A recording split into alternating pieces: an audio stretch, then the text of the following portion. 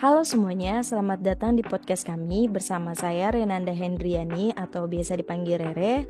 Dan di sini ada teman-teman mahasiswa psikologi dari Universitas Insan Cita Indonesia yang siap memberikan pandangannya.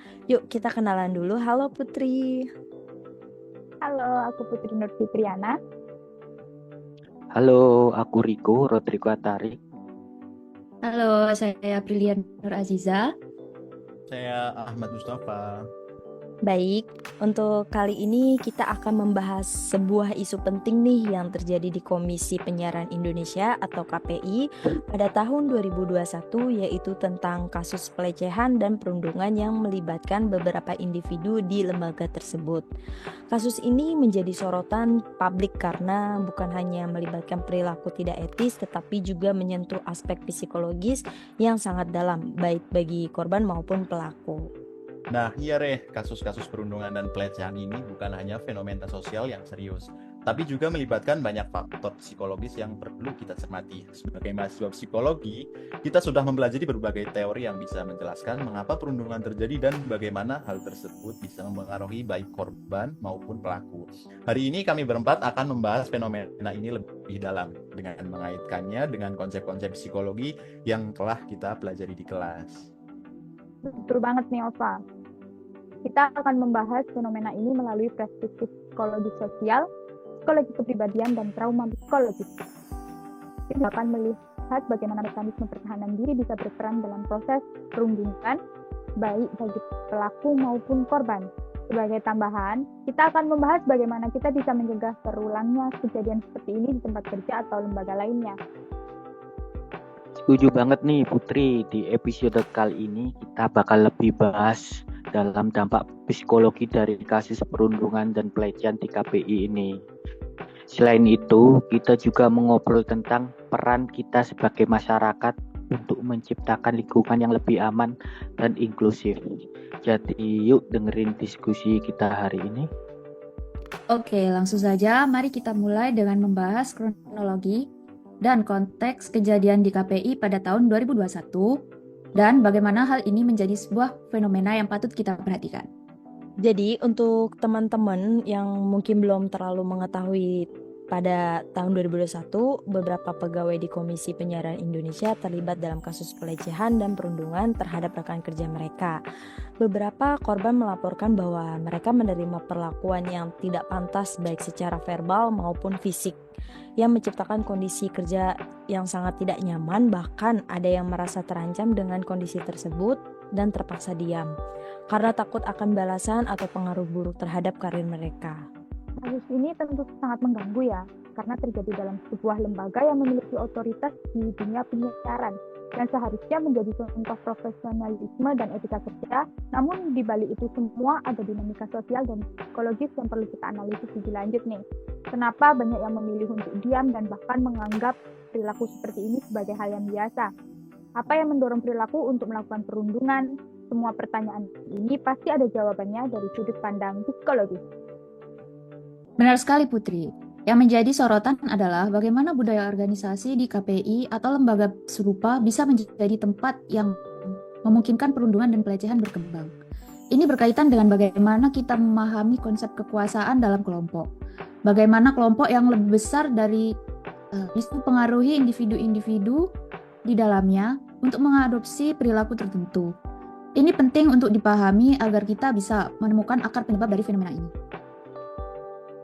Mari kita mulai dengan melihat kejadian ini dari sudut pandang psikologi sosial, terutama terkait konsep kekuasaan dalam kelompok. Dalam banyak hal kasus perundungan, ada dinamika kekuasaan yang lebih dominan dibanding korban-korban baik secara sosial, struktural maupun emosional. Perasaan berkuasa ini mendorong mereka untuk mengambil kendali di atas korban, menciptakan perilaku dominan yang seringkali merugikan dan berdampak negatif pada korban. Setuju nih Riko. Selain itu, kita juga bisa melihat fenomena ini dari sudut pandang konformitas dalam psikologi sosial. Di dalam sebuah kelompok atau organisasi, terkadang ada norma yang tidak tertulis dan membuat anggota kelompok tersebut merasa tertekan untuk mengikuti perilaku tertentu. Misalnya, pelaku perundungan mungkin merasa bahwa mereka harus bersikap kasar atau dominan agar diterima dalam kelompok atau organisasi mereka. Ini yang menyebabkan perilaku bullying atau pelecehan menjadi normal atau setidaknya dianggap bisa diterima dalam lingkungan tersebut. Oh ya, dan gak hanya itu nih, kita juga bisa melihatnya melalui teori deindividuasi yang sering dibahas dalam psikologi sosial. Deindividuasi terjadi ketika seseorang merasa kehilangan identitas pribadinya dalam kelompok besar, sehingga mereka cenderung berperilaku lebih impulsif atau bahkan agresif. Dalam kasus perundungan ini, pelaku mungkin merasa bahwa tindakan mereka tidak akan terdeteksi atau tidak ada konsekuensinya karena mereka berada dalam kelompok yang lebih besar dan terlindungi gitu. Nah, betul banget. Ini juga berkaitan dengan teori kepribadian Freud yang membagi kepribadian menjadi 3 bagian. Di antaranya ada id, ego, dan superego. Dalam konteks perundungan, pelaku mungkin lebih didominasi oleh id mereka yang mengutamakan pemenuhan kebutuhan pribadi tanpa mempertimbangkan norma sosial. Superego mereka yang seharusnya mengontrol perilaku mereka berdasarkan moralitas mungkin tidak berfungsi dengan baik. Sekarang, mari kita bahas bagaimana perundungan pelecehan ini berdampak pada korban. Salah satu efek paling signifikan adalah trauma psikologi. Korban menghadapi kecemasan, depresi, hingga gangguan stres pada trauma. Rasa takut, perasaan tidak aman akan terus-menerus dapat menghancurkan kepercayaan diri mereka, bahkan mempengaruhi kesehatan mental mereka dalam jangka panjang. Dampak ini hanya dirasakan secara emosional, tetapi juga bisa mempengaruhi berbagai aspek kehidupan korban. Bener, Riko. Selain itu, korban perundungan bisa mengalami distorsi kognitif, di mana mereka mulai meragukan diri mereka sendiri. Mereka tidak layak atau merasa bahwa mereka memang pantas diperlakukan seperti itu. Rasa cemas berlebihan tentang bagaimana orang lain melihat mereka atau bagaimana mereka akan diterima di kelompok atau organisasi yang kali menghambat perkembangan pribadi mereka. Mereka bisa merasa sangat terisolasi dan cemas dalam menghadapi hubungan sosial.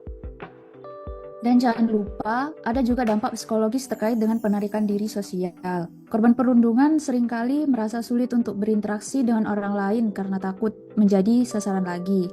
Hal ini bisa mempengaruhi kinerja mereka di tempat kerja atau bahkan dalam kehidupan pribadi mereka. Bahkan banyak korban yang merasa tidak bisa mempercayai siapapun lagi, yang tentunya sangat merugikan. Oke, untuk penutupan mari kita bahas langkah-langkah yang bisa diambil untuk mengatasi masalah perundungan dan pelecehan ini. Yang pertama, perlu ada pendidikan atau kesadaran lebih dalam setiap organisasi, termasuk KPI, tentang pentingnya menciptakan lingkungan yang aman dan inklusif. Semua anggota organisasi harus tahu nih bahwa perundungan atau pelecehan tidak akan ditoleransi. Setuju banget, Rene. Selain itu, kita juga perlu memberikan dukungan psikologis bagi korban. Ini termasuk konseling atau terapi untuk membantu mereka pulih dari trauma dan membangun kembali rasa percaya diri mereka. Program pendampingan psikologis di tempat kerja sangat penting untuk memberikan ruang bagi mereka yang membutuhkan bantuan. Kita semua harus berperan dalam menciptakan budaya yang lebih baik, di mana setiap orang merasa dihargai dan aman. Perundungan dan pelecehan bukan hanya masalah individu, tapi masalah sosial yang harus kita atasi bersama. Terima kasih teman-teman sudah mendengarkan podcast kami. Semoga diskusi kita bisa membuka wawasan tentang pentingnya menciptakan ruang yang aman dan saling menghargai di setiap lingkungan kerja dan masyarakat. Jangan ragu untuk mencari dukungan jika kalian merasa membutuhkan. Dan mari kita ciptakan perubahan positif secara bersama. Sampai jumpa di podcast selanjutnya, teman-teman. Terima kasih. Semoga kita semua selalu diberi kekuatan untuk terus belajar dan berempati. Jaga diri kalian dan sampai bertemu lagi. Bye-bye. Bye.